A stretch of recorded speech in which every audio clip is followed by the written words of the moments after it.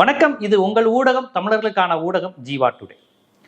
இந்த அரசு அமைந்தவுடன் தனியார் பள்ளிகள் மற்றும் சிபிஎஸ்இ பள்ளிகள் என்ஓசி சர்டிஃபிகேட் பெறுவதற்கு, அந்த உரிமம் பெறுவதற்கான லஞ்சம் யாருமே வாங்காதீங்க, எளிமையாக ஆன்லைனில் வாங்கிக்கோங்க, லஞ்சம் ஒரு பைசா கொடுக்க வேணாம், அது என்ஓசி உங்களுக்கு எளிமையாக கிடைத்தரும். தனியார் பள்ளிகளுக்கு சிபிஎஸ்இ பள்ளி நீங்கள் எது கேட்டாலும் தொடங்குவதற்கு, அதை புதுப்பிப்பதற்கான என்ஓசி எளிமையாக கிடைத்து விடும் அப்படின்னு சொல்லியிருக்கிறாங்க.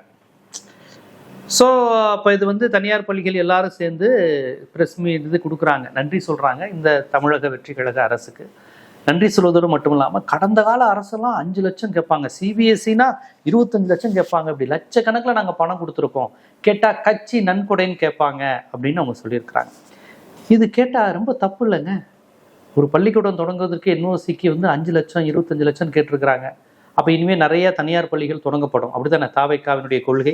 இனி நிறைய தனியார் பள்ளிகள் தொடங்கப்படும். மோடியை போய் பார்த்துட்டு வரும்போதே ஒன்றிய அரசின் நிறுவனங்கள் அதிகமாக தமிழ்நாட்டில் இயங்குவதற்கு வழிவகை செய்யப்படும்னாரு. நம்ம தாவைக்கா அரசு மாநில சுயாட்சியும் பேசுகிறாங்க, ஒன்றிய அரசு நிறுவனங்கள் தமிழ்நாட்டில் வருவதற்கும் வழிவகை செய்யப்படும் சொல்கிறாங்க. சரி, ஓகே, அது ஒரு டெப்தான சப்ஜெக்ட்டு, நம்ம அடுத்தடுத்து அது பேசுவோம். எனக்கு இப்போ இந்த தனியார் பள்ளிகள் சிபிஎஸ்இ பள்ளிகள் கடந்த காலத்தில் கடந்த அரசுகள் இருக்கும்போது 5 லட்சம் 25 லட்சம்னு வாங்கினாங்கன்னு சொல்லி ப்ரெஸ் மீட் கொடுக்குறாங்க. எங்களுக்கு மகிழ்ச்சி, இப்போ நாங்கள் பணமே கொடுக்க வேண்டியதில்லைன்னு. ரொம்ப வாழ்க வளமுடன். இப்போ இந்த விஷயத்தை நம்ம அப்படியே விட்டுற முடியுமாங்க? ஒரு பள்ளிக்கூடம் தொடங்குவதற்கு என்ஓசி சான்றிதழ் பெறுவதற்கு 5 லட்சம் 25 லட்சம் வாங்கிய அந்த கட்சிக்காரங்க யாரு? கட்சி மாவட்ட செயலாளரா, எம்எல்ஏவா, எம்பியா, மந்திரியா? அவங்களுக்கு பேர் இல்லையா? ஏன் அந்த பேரை சொல்ல மாட்டேங்கிறீங்க? கடந்த காலத்தில் உங்கள்கிட்ட பணம் வாங்கியிருக்காங்களா சார், லஞ்சம் வாங்கியிருக்காங்கல்ல, ஊழல் பண்ணியிருக்காங்கல்ல, ஏன் நீங்கள் கொடுத்தீங்க? நீங்கள் கொடுத்தீங்க, அவங்க வாங்கியிருக்கிறாங்க, வாங்கினவங்க பேரை ஏன் சார் சொல்ல மாட்டேங்கிறீங்க? சரி, அப்புறம் சார் 5 லட்சம் லஞ்சம் கொடுத்தோம் 25 லட்சம் லஞ்சம் கொடுத்தோன்னு சொல்கிறீங்களே, சட்டப்படி லஞ்சம் கொடுப்பது தப்புன்னு ஒரு பள்ளிக்கூடம் நடத்துகிற உங்களுக்கு தெரியாதா சார்? லஞ்சம் வாங்குவது லஞ்சம் கொடுப்பது ரெண்டுமே தப்பு, பெரிய தப்பு சார். அது நீங்க பாட்டுக்க தாவேக்கா அரசு புகழ்வதாக நினைத்துக்கொண்டு லஞ்சம் கொடுத்தோம் அப்படிங்கிறீங்க. லஞ்சம் கொடுக்கறது சட்டப்படி தப்பு. நீங்களே ஒப்புதல் வாக்குமூலம் கொடுக்குறீங்க, நீங்களே ஒப்புதல் வாக்குமூலம் கொடுக்குறீங்களே சார், நாங்க லஞ்சம் கொடுத்தோம் நாங்க லஞ்சம் கொடுத்தோன்னு. எப்படி நீங்க லஞ்சம் கொடுக்கலாம்? கோர்ட்டுக்குள்ள போயிருக்கணும், சட்டப்படி எல்லா எவிடன்ஸும் சர்டிபிகேட்டும் உங்கள்கிட்ட சரியா இருந்தா போராட்டம்லாம் செஞ்சிருக்கணும். எதுவுமே பண்ணாம இப்ப தாவேக்கா அரசு வருது, நாங்க லஞ்சம் வாங்காம பண்றோம், கடந்த கால ஆட்சி லஞ்சம் வாங்கியிருக்குன்னு மட்டும் சொல்றீங்களே. ஒரு கை ஓசை கிடையாதே சார், 2 கை சேர்ந்தாதானே ஓசை. லஞ்சம் கொடுத்தாதானே லஞ்சம் வாங்க முடியும். நீங்க லஞ்சம் கொடுக்காம அவங்க எப்படி லஞ்சம் வாங்குவாங்க? சரி, அந்த லஞ்ச பணம் கொடுத்து ஸ்கூலுக்கு நாங்க உரிமை பெற்றோங்கிறீங்களே, இந்த லஞ்ச பணத்தை எப்படி சார் ஈடு கட்டுனீங்க?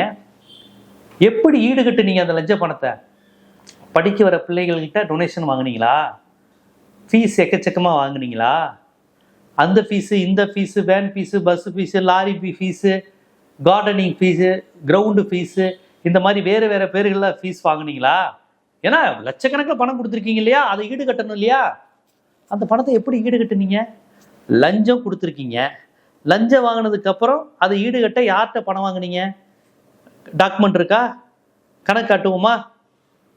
இல்லை சார், நான் ஒரு பத்திரிகையாளராக கேட்குறேன், எனக்கு தெரிஞ்சு யாராவது ஒரு ஆர்டிஐ ஆக்டிவிஸ்டா ஆர்டிஐ போட்டு இந்த பள்ளிக்கூடங்கள் கடந்த 5 ஆண்டுகளாக திமுக அரசோ அதிமுக அரசோ இப்படி யாரிடம் பணம் கொடுத்தாங்க, எவ்வளோ பணம் கொடுத்தாங்க, அதையெல்லாம் சிரிச்சுக்கிட்டே கொடுத்தீங்களா, நெளிஞ்சுக்கிட்டே கொடுத்தீங்களா, மன ஊப்போட கொடுத்தீங்களா, வேறு சில அக்ரிமெண்ட்டோட கொடுத்தீங்களா? உங்கள் ஸ்கூலில் நீச்சல் குளம் சரியா இருக்கா இல்லையா கண்டுக்காதீங்கிறதுக்காக லஞ்சம் கொடுத்தீங்களா? ஏன்னா லஞ்சம் கொடுத்தோன்னு நீங்கள் ஒத்துக்கிட்டீங்க, நான் சொல்லலை சார், நான் கண்டுபிடிச்ச இன்வெஸ்டிகேஷனே நான் பண்ணல. இந்த ஒரு படத்தில் வடிவேலை பார்த்து அந்த போலீஸ் ஆஃபீஸர், மொட்டை போலீஸ் ஆஃபீஸர் சொல்லுவார்ல, ரொம்ப நல்ல வேண்டாம் நீ, நான் உன்னை அடிக்கலை, விசாரிக்கலை, எதுவுமே பண்ணல, நீயா உனக்கும் ஒசமா பின்னிடருக்கும் லெவலுக்கு தொடர்பு இருக்குது, நீயா ஒத்துக்கிட்ட பார்த்தியாடாங்க வரல. அது மாதிரி நீங்களா லஞ்சம் கொடுத்தோன்னு சொல்கிறீங்க. கடந்த அரசியல்வாதிகள் லஞ்சம் வாங்கினாங்கிறீங்க. யார் கொடுத்தீங்க, எதுக்கு கொடுத்தீங்க? அப்படி கொடுத்தீங்கன்னா அந்த பணம் எக்ஸ்ட்ரா போன பணத்தை யார்கிட்ட இருந்து வாங்கினீங்க? பேரண்ட்ஸ்ட்டு தானே, படிக்கிற பிள்ளைங்களோட பெத்த ஆத்தா பெற்று தானே வாங்கியிருப்பீங்க. ஆட்டோ டிரைவர் பையன்லேருந்து இன்ஜினியர் பொண்ணுலேருந்து அந்த பசங்க எல்கேஜி ஃபஸ்ட் ஸ்டாண்டர்ட் அதுகள்ட்ட இருந்து தானே பணமாக வாங்கியிருப்பீங்க. அப்படி தானே சார்? சார், அதெல்லாம் கருப்பு பணமா வெள்ளை பணமா சார்? லஞ்சம் வாங்குவது தப்பா சரியா சார்? வேக வேகமா வந்து லஞ்சம் கொடுத்தோம் பிரஸ் மீட் கொடுக்குறீங்க. லஞ்சம் கொடுப்பது தப்பு. லட்சக்கணக்கில் கொடுத்தோங்கிறீங்க, கரெக்டா அமௌண்ட்டை சொல்றீங்க, ஆனா யார்கிட்ட கொடுத்தோன்னு சொல்ல மாட்டேங்கிறீங்களே. ஏன்? ஏன்னா அவர் உங்களை பத்தி சொல்லுவாரு, அதானே. வேற என்னென்னலாம் நீங்க அட்ஜஸ்ட்மெண்ட் பண்ணீங்க? உங்களுடைய ஃபீஸ், ஸ்கூல் ஃபீஸ் ஸ்ட்ரக்சர் என்ன? அநியாய ஃபீஸ் வாங்குறீங்களே, இப்படி லஞ்சம் கொடுத்தது ஈடுகிட்ட தான் வாங்குனீங்களா, இல்ல அந்த லஞ்ச பணத்தை நீங்க உங்க கிட்னி வித்து மக்கள் சேவைக்காக கல்விக்காக கொடுத்தீங்களா?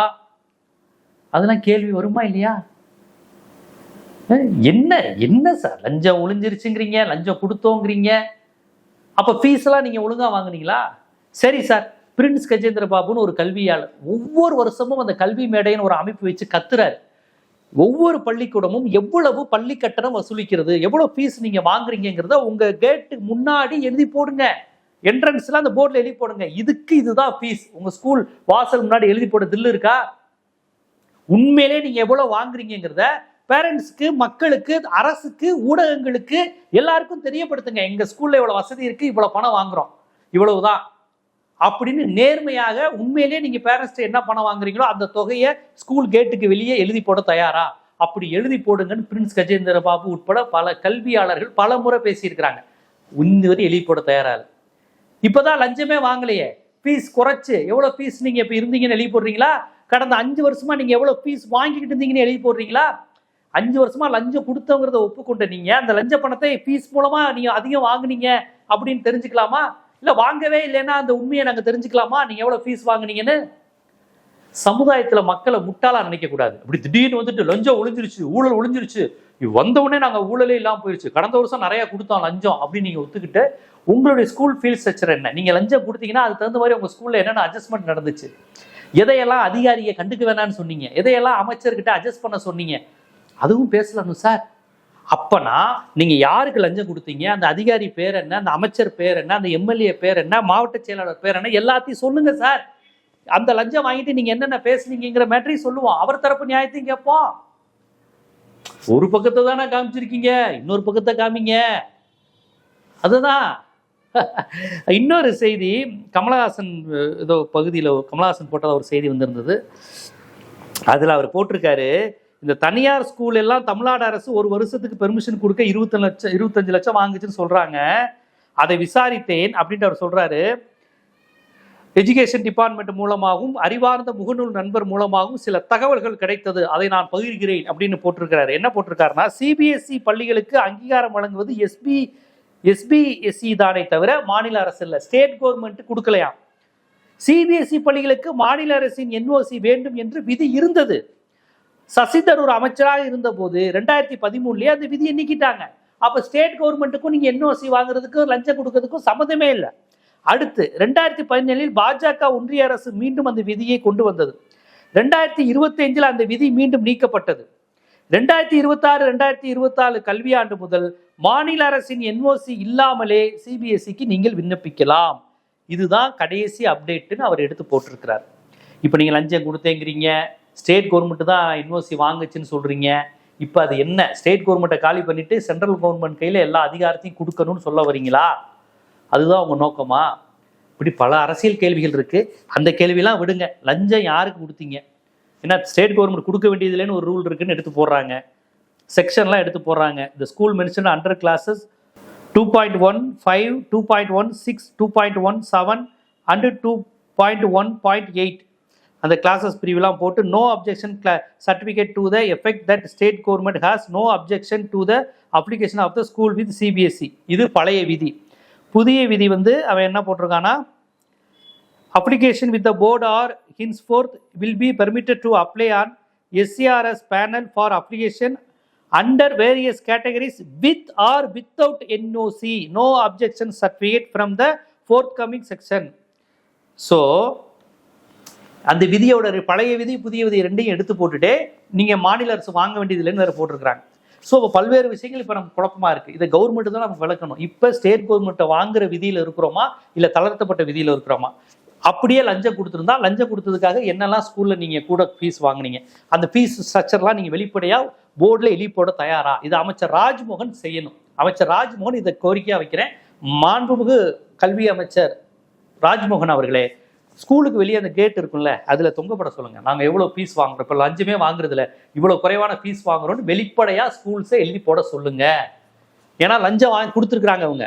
அப்போ இப்போ லஞ்சம் கொடுக்காம எவ்வளோ அவங்க ஒழுக்கமாக பண்ணியிருக்காங்கிறத ஒவ்வொரு ஸ்கூல் போர்ட்லேயும் ஃபீஸ் வந்து எழுதி போட தயாரா, வித்தவுட் டொனேஷன், கூடுதல் பணம் வாங்காமல் செய்வாங்களா அப்படிங்கிறத உறுதிப்படுத்த வேண்டிய பொறுப்பு இந்த அரசுக்கு, தமிழக வெற்றி கழக அரசுக்கும், மாண்புமிகு கல்வி அமைச்சர் ராஜ்மோகன் அவர்களுக்கும், மாண்புமிகு தமிழ்நாடு முதலமைச்சர் ஜோசப் விஜய் அவர்களுக்கும் இருப்பதாக ஒரு ஊடகவியலாளனாக என்னுடைய கோரிக்கையை வேண்டுகோளை வைக்கிறேன்.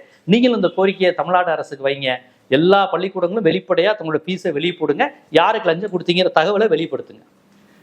இது போன்ற அரசியல், சமூகம், சினிமா, பொருளாதாரம், சட்டம் போன்ற பல்வேறு விழிப்புணர்வு காணொளிகள் உங்களை வந்து சேருவதற்கு ஜீவா டுடே சேனலை சப்ஸ்கிரைப் பண்ணுங்க, ஆதரவு தாங்க. நன்றி.